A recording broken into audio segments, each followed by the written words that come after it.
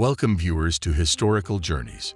Inside a refrigerated chamber somewhere down in the entrails of a Croatian exhibition hall, two bizarre curios have sat for over 150 years.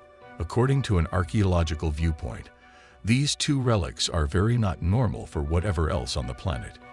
Truth be told, this specific Egyptian mummy and the baffling text viewed as folded over it has been a somewhat notorious riddle among archaeologists for a really long time.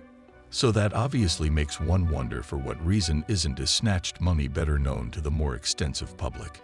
Specialists at long last unravel old message folded over mummy. But before we get started, don't forget to subscribe to our channel. It only takes a second, and you won't miss any of our future videos. Let's get started. Indeed, some portion of the explanation is that this enigmatic piece of text that covers the Zagreb mummy is as yet confusing etymologists.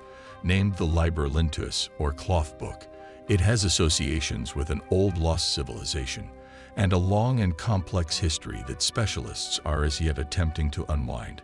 Because of ongoing examination, however, answers are gradually starting to uncover themselves. The story started during the 1900 years, when a large part of the world was in the grasp of a peculiarity known as Egypt, Romania, nearly 50 years beforehand. The French military pioneer Napoleon Bonaparte had attacked Egypt, then, at that point, part of the Ottoman domain, and in doing so he brought consciousness of the district's old fortunes to the more extensive world. Among Napoleon's armed forces were various individuals known as investment funds, researchers and scholastics entrusted with carrying the edification to unfamiliar shores. At the point when their discoveries were made public, it launched an enduring fixation on Egyptology. Also, for quite a long time, Westerners stay entranced with the odd and baffling area. Not long after the intrusion, Napoleon's troops found the Rosetta Stone, a huge stone chunk recorded with 3 old texts.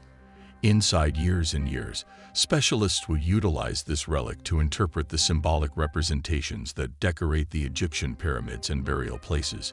However, there were dialects that stayed difficult to break. Take, for instance, the peculiar content found on the materials of a mummy in Zagreb, the capital city of Croatia. Back in 1848, a man named Mahaji Loberi became consumed with the desire to venture to the far corners of the planet. So he quit his place of employment at the Hungarian illustrious chancellery and, like a significant number of his counterparts, set forth for Egypt. There he visited the city of Alexandria in northern Egypt on the bank of the Mediterranean Ocean, and it appears to be that he was exceptionally taken with his fascinating decision of objective. As a matter of fact, he partook in his experience such a lot of that he chose to take a trinket back to Europe as an update. However, back then, there weren't any Egypt-marked cooler magnets or little models of the incomparable Sphinx for Barry to bring back home. So, all things being equal, he bought an old stone casket and took the artifact back to his home in the Austrian city of Vienna, alongside its dreary items, obviously. And that is the manner by which Bari ended up with an old Egyptian mummy in plain view in his parlor. Oddly enough, he decided to eliminate the material strips that had been utilized to protect the remaining parts, putting them in their own glass case. Furthermore, for a really long time, this shocking gift filled in as minimal in excess of an unusual idea for visiting visitors. At the point when Barry passed on in 1858, reports guarantee the mummy and its material wrappings passed under the control of his sibling, resident, a minister living in the Croatian locale of Slavonia. He cared hardly at all about keeping this abnormal legacy. So in 1867, he gave the items in the stone coffin to the Archaeological Historical Center in Zagreb. Up until this point, it seems the odd images that covered the cloth strips had slipped by everyone's notice. Yet, when the curios showed up at the historical center, staff started to think that they were managing something somewhat strange. Not long subsequently, Heinrich Brugg, an Egyptologist from Germany, showed up to look at the mummy. Interestingly, the markings engraved onto the cloth were firmly analyzed. Furthermore, from the start, Russia expected that the images were period glyphs from Old Egypt, like the ones as of late decoded by the Rosetta Stone. Yet an opportunity experience 10 years after the fact uncovered exactly the way in which wrong he had been. Thousands of years after Old Egyptian culture started to flourish with the banks of the Nile, the Etruscan civilization arose in the Mediterranean many miles toward the east. After some time, it filled in influence and impact, turning into a significant exchanging center between the affluent Greek and Celtic universes. Ultimately, in the 4th century BC, Roman troopers vanquished the Etruscan domain, and its kin were absorbed into the developing realm. However, their language and strict customs didn't vanish suddenly. All things considered, they were embraced by this new culture, where they proceeded to advance and move as the hundreds of years passed. Over the long haul, however, the Latin language, which had been to some extent browsed by Etruscan, took over, delivering the more established script old. What's more, today, it is viewed as something of a secret even by the most experienced of language specialists. As a matter of fact, just a little small bunch of enduring texts have at any point been situated, of which the library Lintuis is the longest. Since the Etruscan is so interesting, the language has demonstrated extremely difficult to break throughout the long term, and albeit various endeavors have been made, specialists are yet to settle on any all-inclusive interpretation. Back in Crete's time, however, the language that he found scratched onto the Zagreb mummy's cloths was significantly more unimaginable than it is today. Regardless of these difficulties, Kroll had the option to gain some headway, revamping the bits of text into their right request. For reasons unknown, the stripped structure a report comprising of 12 pages spread out from right to left. Sadly, the initial 3 segments are vigorously harmed, making it hard to pinpoint the start of the book. After some time, a few incomplete interpretations of the text's 1,200 words have been proposed, uncovering specific dates and the names of Etruscan divinities. In view of this, then some have recommended that the text one filled in as a strict schedule used to guarantee that customs and functions were accurately planned. In any case, even with these experiences, one consuming inquiry remained. What was this Etruscan text doing folded over a mummy found in Egypt, thousands of miles away? From the mid-20th century onwards, various analysts have endeavored to tackle this conundrum, picking over the library Lintuis looking for replies. Utilizing infrared photography strategies, specialists have had the option to break down the text more meticulously than previously, and over the long haul, various speculations have arisen. At first, it was accepted that the remaining parts enveloped by the puzzling text were those of a local Etruscan who had at some stage resettled in Egypt. Positively, this would make sense of why the unidentified lady was embalmed.